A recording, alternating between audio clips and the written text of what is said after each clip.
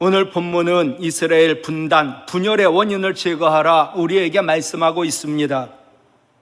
오늘은 6.25 전쟁 73주년 되는 날입니다.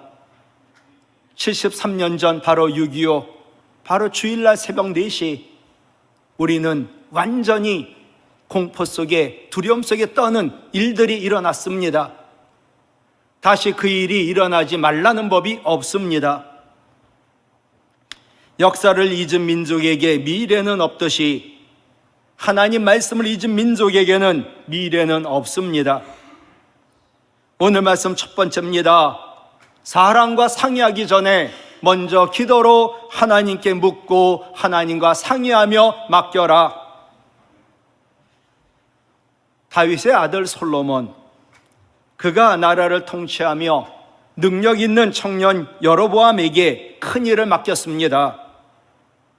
근데 그때 아히야 선지자가 여로보암에게 말을 합니다. 청년 여로보암, 네가 이제 이스라엘 12지파 가운데 10지파의 왕이 될 거야 라고 예언을 했습니다. 솔로몬이 이 사실을 알고 자기가 능력이 있다 인정하고 큰일 맡겼던 여로보암을 죽이려고 합니다. 여로보암, 솔로몬이 죽을 때까지 애굽으로 피신해 애굽에서 머물렀습니다. 그러다 솔로몬이 죽자 능력의 청년 여로보암은 고국으로 돌아왔고, 보았더니 르호보암이 왕위에 올라 있었고, 솔로몬도 참 정치를 못했어요. 솔로몬은 그 당시 많은 것들을 세우겠다고 당시 강제 동원한 될 일로 백성들은 힘들고 지쳐 있었습니다. 그들을 대변하여 여로보암이 르호보암 왕에게, 왕이여, 부친께서 혹독한 고역과 그리고 많은 일로 백성들이 힘들고 지쳐 있으니 그들을 위로하고 그들을 선취해달라고 부탁을 했습니다. 그러자 르호보암은 주변 사람들과 상의를 합니다. 이게 가장 문제가 아니었나? 이런 문제가 발생이 되면 먼저 하나님께 묻고 기도했어야 할 텐데, 먼저 르호보암은 원로들에게 묻습니다. 그러자 원로들 대답입니다. 백성들의 고통을 이해하고 그들의 고통 호소소리를 들어달라고. 얼마나 참 경륜 있고 바른 충언입니까? 근데 르호보암과 함께 자란 오늘 본문은 소년들이라고 말합니다. 소년은 젊을지 몰라도 경륜이 없습니다. 왕이요, 아버지가 그들을 다루었던 것보다 왕권 초기에 확실히 왕권을 잡아야 되니 백성들을 아버지 때보다 더 혹독하게 다루어야 그들이 군말이 없습니다. 그랬더니 르호보암이 어느 10절에 보면 내 손가락이 솔로몬 내 아버지 허리보다 굵다고. 얼마나 이 젊은 왕이 교만합니까? 르호보암 원로들 말 듣지 않고 소년들 말 듣습니다. 왕권 확립한다고 백성들을 더 혹독하게 다룹니다. 그 결과 10지파가 반란을 일으켜 이스라엘은 분열, 분단이 되었습니다.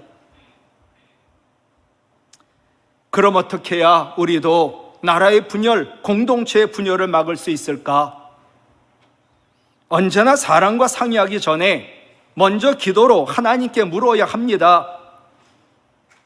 말로는 신앙인데 실제로 일이 발생이 되면 삶은 별개입니다. 그게 그리스도인 나의 문제입니다. 윌리엄 부스가 기독교 위기를 성령이 없는 신앙, 기도 없는 신앙, 말씀 없는 신앙, 그리스도가 없는 복음이라고 하였습니다. 오늘 르호보암을 보며 할아버지 다윗의 신앙을 그가 배웠다면 얼마나 좋고 불행을 막을 수 있었을까? 참으로 안타깝습니다. 물론 다윗도 죄와 허물이 많았던 사람입니다. 그런데 성경은 사무엘하 8장 6절에 같이 읽을까요? 다윗이 어디로 가든지 여호와 하나님 다윗을 이기게 하시니라. 14절은 여호와 하나님께서 이기게 하셨더라. 똑같은 말씀 전합니다. 사무엘의 8장에서 말씀하는데 사무엘하 5장에 보면 다윗이 드디어 통일 이스라엘 왕이 됩니다. 새로 왕이 될 때 왕권 확립하기 전에 이웃나라 강대국은 그 나라를 칩니다.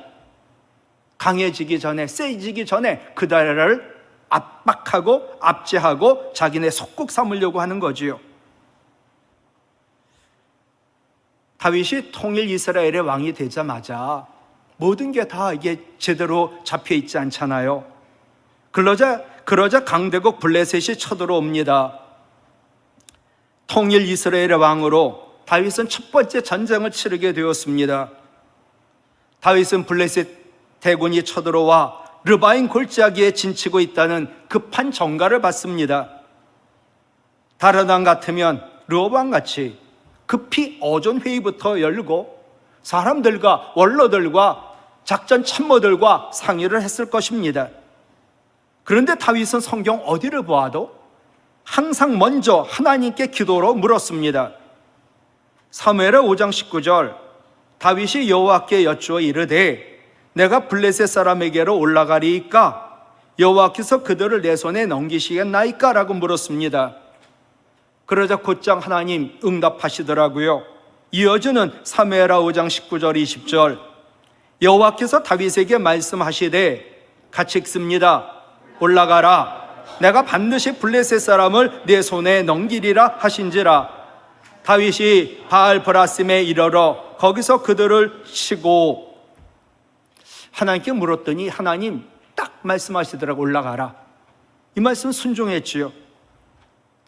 다윗의 기도에 하나님은 기도 올라가라 응답하셨고, 다윗은 그 하나님 말씀에 응답함으로 올라가 선제 공격을 하여 하나님이 다윗을 이기게 하셨습니다.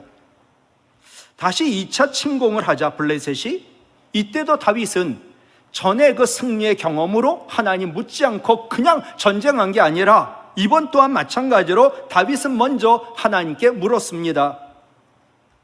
이어지는 사무엘하 5장 22절로 23절, 하나님 블레셋 사람들이 다시 올라왔습니다. 르바임 골짜기에 가득합니다. 다윗이 여호와께 여쭙니다. 그러자 응답이 어떻게 왔냐 하면 바로 이어지는 사무엘하 5장 23, 25절에 보면 올라가지 말고, 이번에 올라가지 말랍니다. 그들 뒤로 돌아가라. 뽕나무 숲을 맞은편에서 매복하고 있다가 그들을 기습해라. 근데 그때는 어땠냐? 24절 보세요. 뽕나무 꼭대기에서 걸음 걷는 소리가 들릴 그때에 공격해라. 이에 다윗이 여호와 하나님의 명령대로 행하였더니 이기게 하셨더라.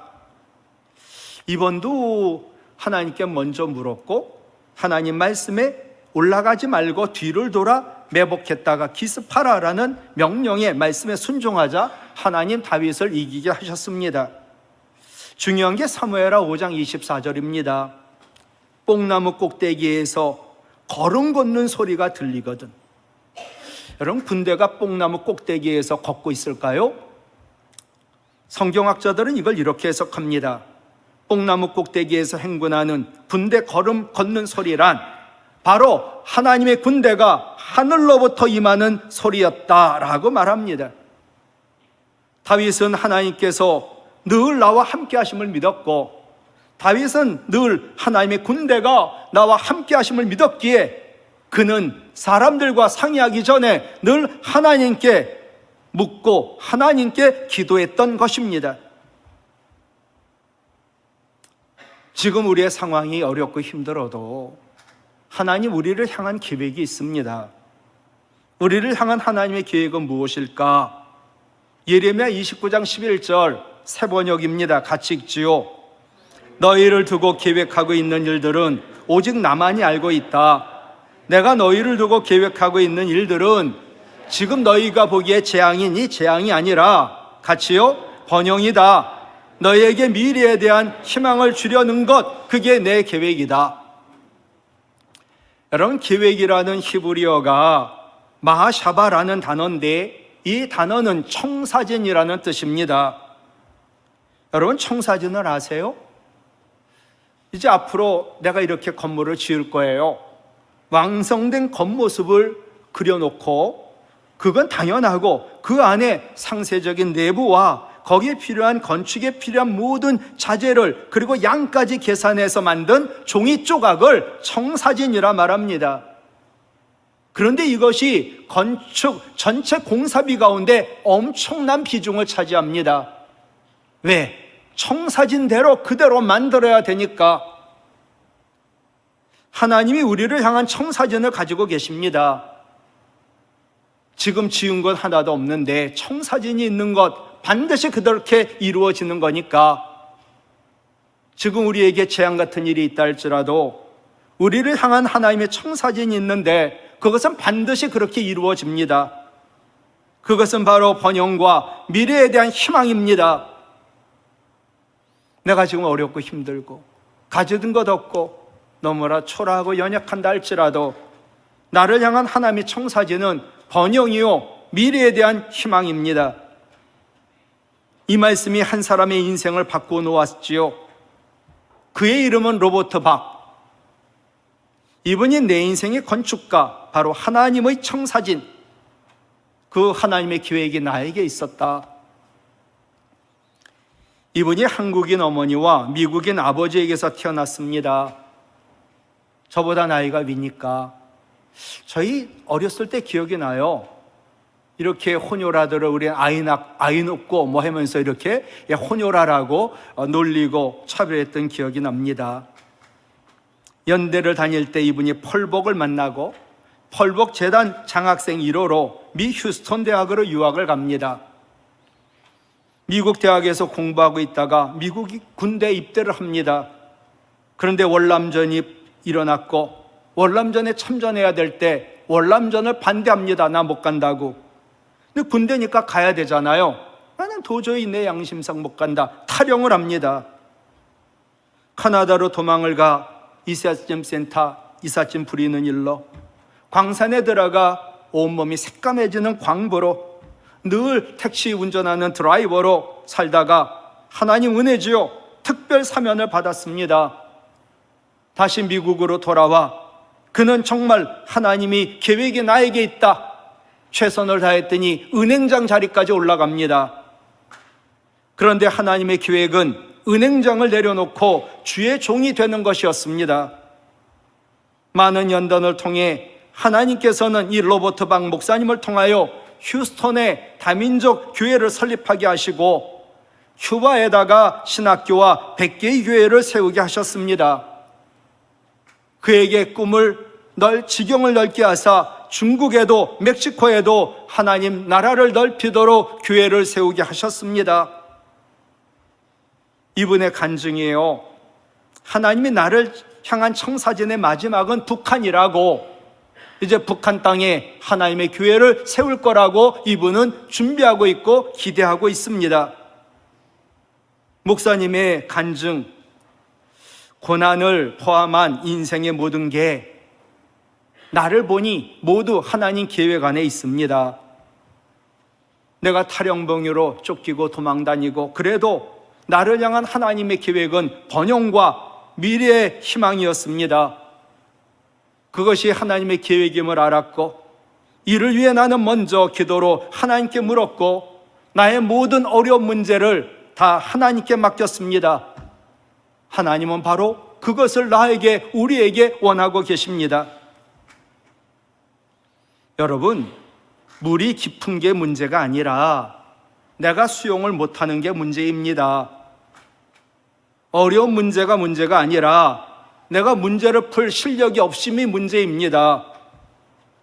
내가 문제를 해결할 수 있는 능력이 없는 게 문제가 아니라 내가 기도하지 않는 것이 문제입니다.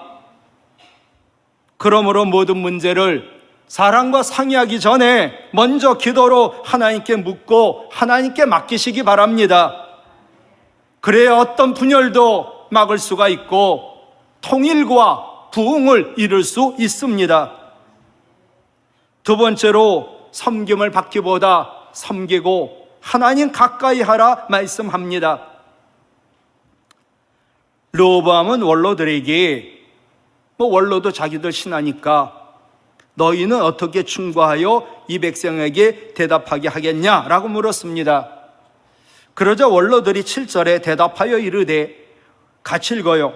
왕이 만일 오늘 이 백성을 섬기는 자가 되어 이 백성을 섬기고 말을 해도 좋은 말로 대답하여 이르시면 이 백성들은 영원히 왕의 종이 될 것입니다. 여러분, 맞아요? 틀려요? 그런데 르호보암은요, 이 원로들의 조언을 듣지 않습니다. 자기 친구 어린 소년들 이야기를 듣습니다. 그들이 까불고 있으니 혹독하게 깔고 뭉개라고, 혹독하게 그들을 대하라고, 짓밟으라고, 세상 말로 하면. 르호보암 원로들 말 듣지 않습니다. 섬기지 않습니다. 섬겼다가는 위험하다고 소년들 얘기하니까 그들을 깔아뭉갭니다. 그것이 이스라엘이 분단된 원인이었습니다. 원로들의 조언은요, 예수님 말씀과 일치합니다. 마태복음 20장 26절로 28절에 같이 읽어요. 너희 중에 누구든지 크고자 하는 자는 너희를 섬기는 자가 되고, 28절, 인자가 온 것은 섬김을 받으려 함이 아니라 도리어 섬기려 하고 자기 목숨을 많은 사람의 대속물로 주려 함이니라. 아멘. 예수님 섬기러 오셨어요. 그리고 우리에게 섬기라고 말씀하셨거든요. 섬김이란 예수님의 미션이요, 예수님의 리더십은 섬김의 리더십입니다. 섬김에 대한 학문이 굉장히 발달이 되었고 많은 리더십을 얘기했지만 지금 최고의 리더십은 바로 예수님의 섬김의 리더십. 이 리더십만 가지면 모든 사람을 내 사람 만들 수 있고 나는 무슨 일이든 이룰 수 있다라는 것이 리더십에서의 연구의 결과입니다. 예수님 최후의 만찬에서도 제자들 발을 씻겨주시며 섬김의 본을 보이셨고 너희도 그와 같이 하라 명령하셨습니다. 섬김이야말로 예수님 명령으로 우리가 높은 자 섬기는 건 누구든 하지만 낮은 자를 섬기고 이웃을 섬길 때 분열을 막을 수가 있고 통일을, 부흥을 이룰 수 있습니다. 예수님은 누구도 가까이 하지 않는 세리나 창기나 죄인들을 찾아 자비와 긍휼로 섬겼습니다. 그리고 목숨까지 주시며 섬겼습니다. 그 전에 우리 교회 부흥에 오셨던 윤덕수 목사님 기억하십니까? 강북 제1교회 10층이 넘는 신일교회 앞에 있는 큰 교회, 그 교회는 당회실이 없습니다. 장로님들은 당회실에 모여서 얘기하는 게 아니라 교인들을 돌보고 섬기는 게 장로다. 그래서 그 교회 장로님들은 돌아다니며 교회 주일 내내 섬기기만 한답니다. 장로만이겠습니까? 목사, 권사, 안수집사 마찬가지입니다. 강한 자가 약한 자를, 있는 자가 없는 자를, 건강한 자가 병약한 자를 섬기면 교회의 분열을 막을 수 있고 통일과 부흥을 일으킬 수 있습니다. 그런데 누구를 가까이 하느냐가 인생의 신앙에 가장 중요합니다. 이유는 하나, 가까이 있는 분의 영향을 받을 수밖에 없기 때문에.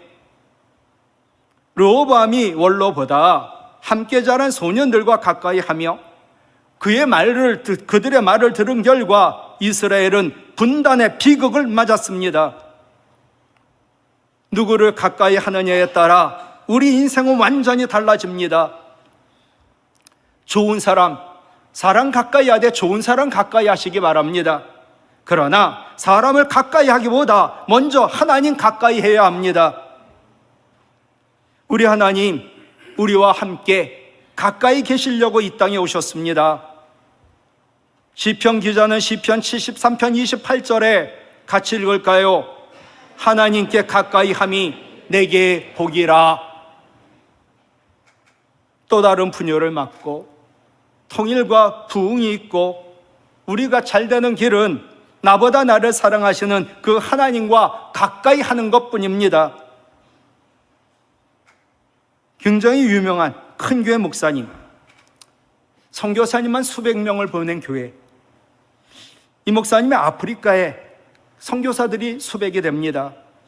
어느 작은 아프리카 나라에 목사님이 가셨어요.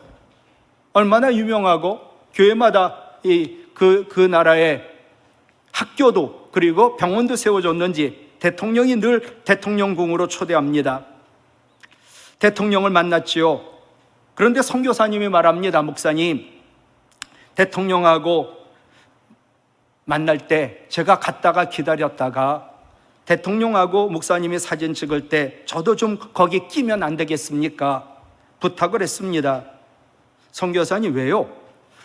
이 나라 대통령하고 찍은 사진 하나만 갖다 걸어 놓으면 교회에다가 모든 동네 잡귀가 물러갑니다.